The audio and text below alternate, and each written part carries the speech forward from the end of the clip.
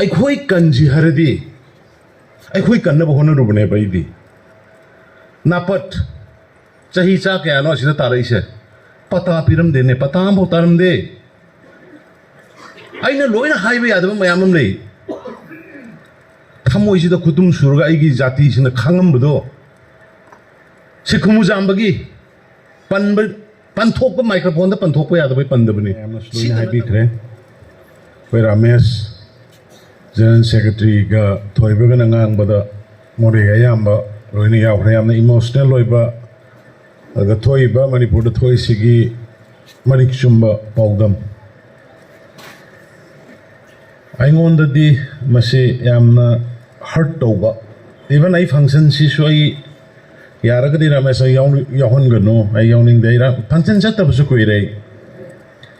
ꯑꯩꯒꯤ ꯀꯦꯟꯗ꯭ꯔꯒꯤ खरा नतना या तो फंक्शन से क्या करना चाहते मरमदी आईगी पांदम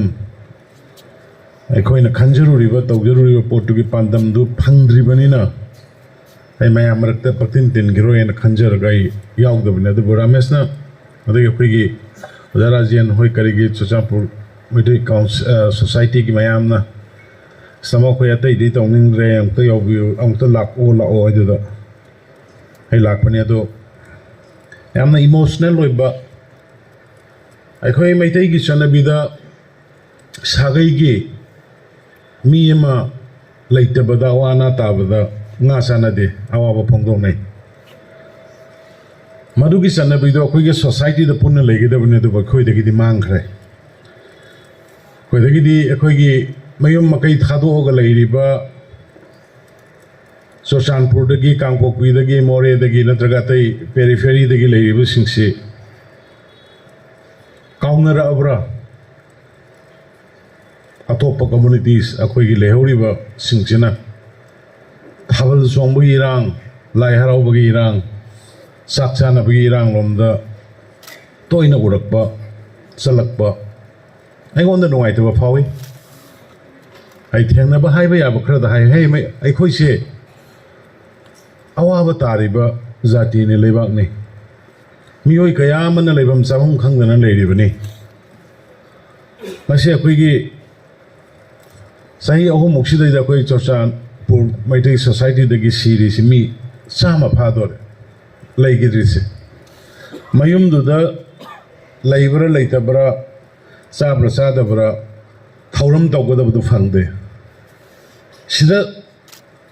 relief game sida asi ana yar pum kan tawnarang bu da thengarang bu da madu gi awa mayam mi gi ubu changi khoi se mi gi ude Migi awaba mina kari khalam godagena uba mi masing khriya madi ngasigi rang se si yongna sangthar moidabne mayam Delhi da saugunu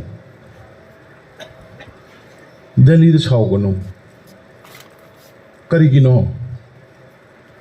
Delhi de khoina haini ngai tawbne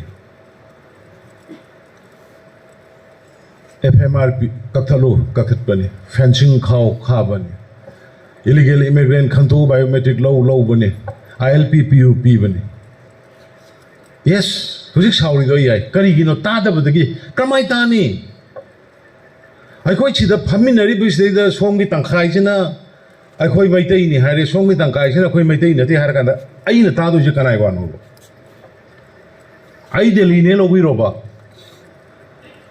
Manipur da illegal immigrant lai ase kana na yar ke ba yadri ke bosi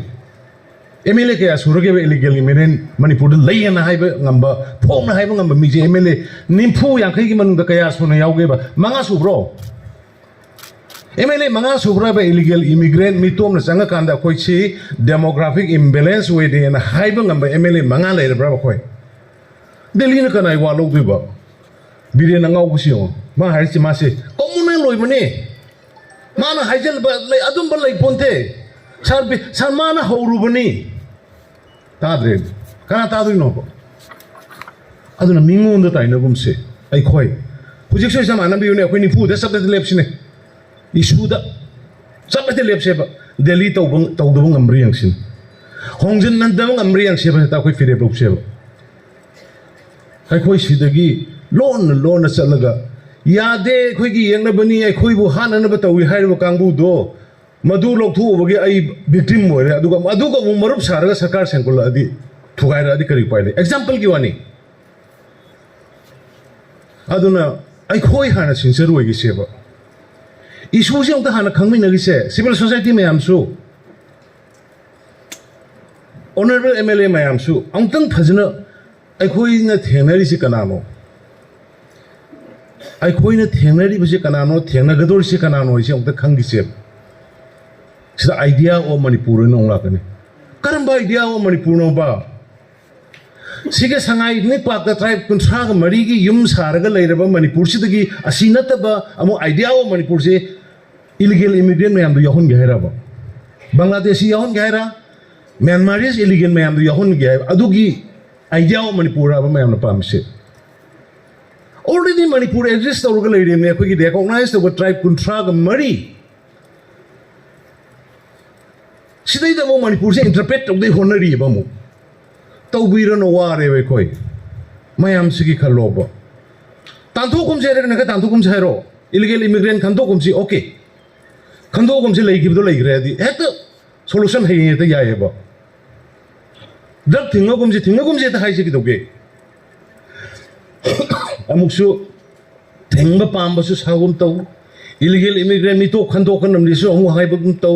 सोमदना मो idea ओ मणिपुर कोई पुण्य लेगदमनिसु अमु हाइगुम तौ जात बिजात कनाना खाइग्रगे Manipur पानगिब chief minister अमदना जात बिजात खाइब कना तौग्रगेबा जात बिजात खाइगी one पुथोरौने मितोप संगप refugee ने लेरिबा नत्रगना मितोप संगइब मयामदु खंथोक्सि हाइबनी हाना लेगिबंद सोकने हाइबा मंत्री एमएलए अमता यावगिद्रिनो यावग्रबो सीएम अमता यावग्रबो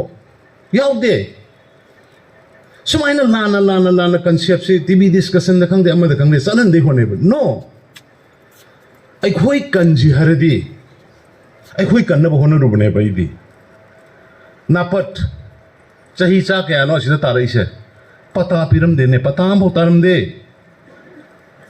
आइना लोइना हाइबे यादब मयामम ले थमोइसिदा खुतुम सुरगा आइगी जाति सिना खांगमबदो सिखुमु जामबगी पंथोप माइक्रोफोन पंथोप यादव पंदबनी सीद नतबा आइगी इमा इसासिंग थूरुब सबकु चिप्तुगी खुथांग पैसा लौददे यादे अखोई लमदम सिदा अखोई लम नत्रबा अखोई लमदम सिदा अखोई हक फंगगा हिंग्राइबा हिंगमब्राइबा अखोइसे स्लो एसिमिलेशन तपना मसाई रमेश ना हाइगिबदो मी लिसिंग